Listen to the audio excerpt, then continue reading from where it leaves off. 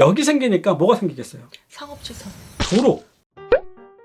직접 물어보면 터놓고 답해주는 부동산 인터뷰 직터뷰 시즌 3.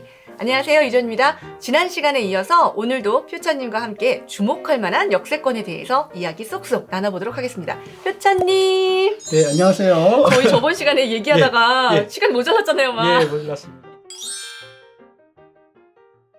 최근 몇 년간 네. 이 부동산 시장에서 교통 호재를 말하면 이 GTX를 빼놓을 수 없어요. 저번에 마지막엔 저희가 언급했는데 이 GTX에 대해서 이렇게 네. 집값에 대한 이야기를 좀 해보고자 해요. 제가 지난 거의 20년간 부동산에 대한 것들을 좀 지켜봐왔던 얘기를 좀 들어보면 아무리 철도 호재가 있더라도 중요한 호재가 있더라도 시장이 좋지 않으면 결국 한계가 있다라고 보여집니다. 다만 시장이 좋아지거나 시장이 그래도 많이 이렇게 올라갈 때는 GTX는 말 그대로 더 많이 올라갈 수 있다라고 좀 보여지고 혹시라도 조정을 받거나 떨어지는 상황이 조금 오더라도 그래도 실수요가 있잖아요. 왜냐하면 거기서 직장을 가기가 편하기 때문에 실수요가 있기 때문에 나름대로 값들을 지켜준다. 저는 그런 의미에서 철도나 역세권을 좀 바라봤으면 좋겠다. 그 중심에는 GTX가 있다라고 저는 얘기를 드리고 싶습니다.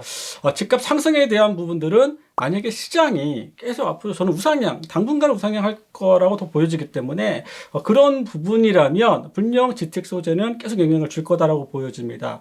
다만 GTX의 영향으로 인해서 가격이 많이 올라갔던 것은 상대적으로 좀 덜 할 거고요. 아직까지 GTX에 대한 게 가격에 많이 반영되지 않았다라면 그만큼 더 여력이 있다라고 보여지는 거죠. 전체적으로서는 좀 여력을 줄 거다라고 얘기를 드리고 싶습니다. 현재 시점에서 이 GTX 노선, 이제 저번 시간에 가장 좋다고 말씀을 드렸는데요. 네. 어떤 노선에 주목하는 게 좋을까요? A 얘기해 주셨고. 지금 주목해야 될 것들은 제가 보기엔 GTX D 노선과 GTX C 노선입니다. 두 가지만 좀 기억했으면 좋겠다. 첫 번째는 철도가 어떻게 이 계획 단계에서 과연 언제 열차가 공사가 들어가고 실제 운행에 대해서 타고 다닐 수 있는지를 알고 계셔라. 구상 단계야. 내가 살아있을 때 탈 수 있을까? 이게 제일 궁금하죠. 예. 계획 단계야, 설계 단계야, 공사 단계야, 아니면은 공사가 끝날 단계야. 이런 것들은 최소한 알고 계셨으면 좋겠다라는 게 첫 번째 이유고요. 두 번째는 이슈라는 게 있어요. 이슈. 그렇죠. 이제 국가철도망 구축 계획이라는 게 있거든요. 그 안에 GTX D 노선이 가장 중요한 핵심 의제입니다. 그래서 GTX D가 발표되면 아무래도 언급되는 노선과 역들은 시장에서 영향을 줄 거다라고 보여집니다. 최소한 단기적으로는. 저 이런 용어가 있잖아요. 소문에 듣고 뉴스에 팔아라. 예, 그 맞습니다. 이제 소문이 지금 모락모락 이제 뉴스가 나겠군요. 그렇죠. 발표가 나면 늦은 겁니다. 그 확률상 높은 것을 미리 어떻게 할 수 있어요? 그러한 것들은 기술적인 부분은 크지 않습니다. 분명 거기서 수요나 이런 것들이 되게 중요하긴 하지만 실제로 이 부분은 뭔가 정치적인 상황들이 많이 영향을 준다라는 얘기예요. 그러면은 우리 의원님실의 그 회의록이나 속기록 같은 걸 열심히 봐야 될까요? 그렇죠. 의정 활동하시는? 그렇죠. 국회 토론회 같은 거 이런 거 쓸 때 어느 역을 주로 얘기를 했는지 그 다음에 아마 지역에 돌아가면 조금 더 이렇게 여기 좀 가는 역들이 있습니다. 그러한 것들도 저는 영향이 있다라고 보여지고 또 이제 국토교통위원회 소속되어 있는 그런 의원분들이 갖고 있는 뭔가 지역들 그러한 것들 분명히 영향이 있다라고 보여지고 특히 구상 단계에서는 그런 것들이 크다. 이제 본설계 때는 이미 한번 발표가 되면 그걸 바꾸기가 쉽지 않습니다. 그 다음에 올 상반기에 1, 2월쯤에 국토부에서 C노선에 대한 민간 사업자들의 공고를 냈단 말이에요. 그래서 C노선이 과연 어느 시행사가 선정이 될 거냐, 그리고 추가 역이 어떤 역이 있을 거냐, 그 다음에 안산으로 실제 갈 거냐, 아니면 또 가면 어떤 역이 생길 거냐. 그래서 이런 부분들이 되게 시장은 민감하게 반응하기 때문에 일단 올해는 그 두 가지, C노선과 D노선만 봐도 충분히 시간이 있다. 달려가고 싶네요. 나머지는 내년에 보셔도 됩니다. 왜 오늘 작정하고 오셨다고 했는지 제가 파악이 딱 됐고요. 정말 굿 타이밍에 저희 직방TV 나오신 것 같아요. 감사합니다. 저희 독자분들한테 진짜 구독자분들한테 너무너무 굿 타이밍에 모셔서 제가 또 뿌듯하네요. 감사합니다. 여러분들 다 내가 또 마음이 있잖아요. 부자 되셨으면 좋겠어요. 경전철이나 연장 노선을 볼 때 유의해야 될 것들 1편에서 조금 나왔지만 조금 더 한번 간략하게 한번 설명을 한번 해주실 수 있을까요? 경전철은요 작아요. 노선이 짧아요. 그리고 그 지역을 우회하는 것들은 별로 노선의 가치가 없어요. 경전철을 보면요 결과적으로 2호선이 꽂는 겁니다. 그런 부분들을 좀 놓고 볼 때 똑같은 경전철이어도 일단은 역사 개수, 전체적인 노선이 좀 기른 게 좋고요. 길다라고 하면 그 주요 권역에 하나라도 걸치면 좋다. 그리고 나중에 짧더라도 장래 확장성이 있어야 된다라고 보는 거예요.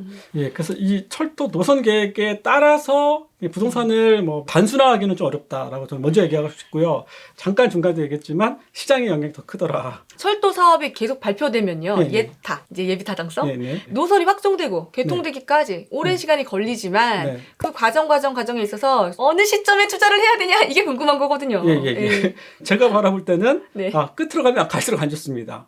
빠르면 빠를수록 좋다라고 보여지고 이제 구상 단계 발표할 때, 네. 예비 타당성 통과 발표할 때, 그다음에 기본계획 고시할 때, 실시계획 고시할 때, 그런 단계마다 조금씩 있거든요. 시장이 영향력이 좀 더 있는 상황이라면 그게 어느 단계도 좀 더 영향을 줄 거고요. 시장이 뭐 영향이 좀 덜하다 그러면 아무리 발표하더라도 좀 한계는 있다라고 보여집니다. 다만 이거는 이제 부동산, 특히 이제 아파트, 이제 주택을 중심으로 얘기한 거고요. 토지는 좀 다릅니다. 최소한 영향권에 있는 500m 정도 주춤하는 게 없습니다. 그냥 올라갑니다. 계속. 제가 그 공시지가들을 그 주요 권역에 있는 역들을 다 봤더니 네. 적게는 4-5배, 많게는 100배까지도. 왜냐하면 그 용도가 바뀔 수도 있어요. 상당히 드문 경우지만 그게 진짜 꽃이죠. 예. 예, 용도가 바뀌는 경우도 있고요. 역이 생기니까 뭐가 생기겠어요? 상업주선.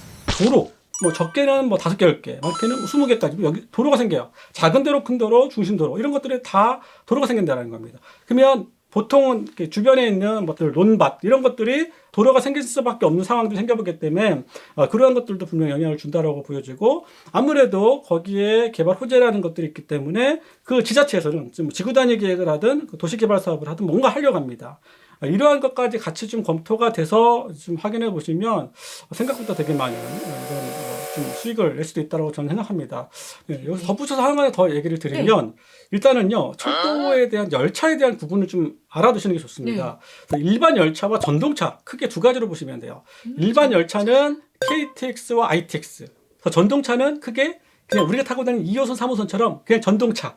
그래서 전동차에 대한 개념은 열차로 보면 중량전철이에요. 그냥 20m짜리 우리가 지하철 2호선을 생각하시면 됩니다. 그게 전동차라고 보시면 되고요. 그거와 아까 말했던 경량전철이에요. 그거는 폭도 2.6m 작고요. 길이도 작습니다. 14m밖에 되지 않습니다. 이러한 경전철과 중량전철은 다르다. 전동차와 경전철은 달리 구분하셨으면 좋겠습니다. 그래서 토지에 대한 부분들은 일반 열차 중심으로 보시고 그다음에 수도권 중심의 또 도시철도랑 광역전철은 전동차와 경전철로 구분해 가셔가지고 따로 판단해서 이해하시면 이게 혼선이 되거든요. 그러니까 더블 역세권은 전동차와 경전철에 대한 얘기예요. 일반 열차는 다 빼야 됩니다.